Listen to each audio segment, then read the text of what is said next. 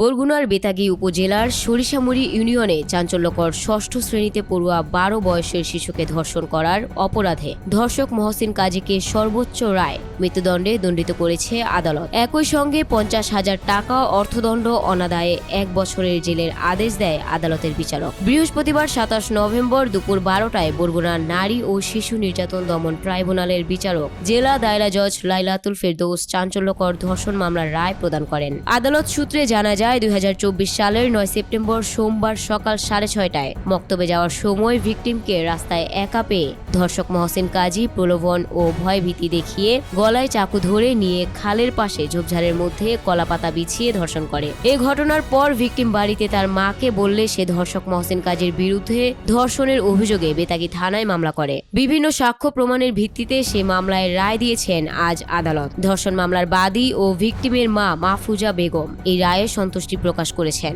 নারী ও নির্যাতন দমন ট্রাইব্যুনালের পাবলিক প্রসিকিউটর রঞ্জুয়ারা শিপু বলেন, মামলাটি একটি চাঞ্চল্যকর ঘটনা। একজন শিশুকে মক্তবে যাওয়ার সময় মৃত্যুদণ্ডে দণ্ডিত আসামি ধরে নিয়ে ধর্ষণ করার ঘটনা একটি গর্হিত অপরাধ। আদালতে আমি অপরাধীর এই অপকর্ম রাষ্ট্রের পক্ষে প্রমাণ করাতে পেরেছি। Desk report, news Times.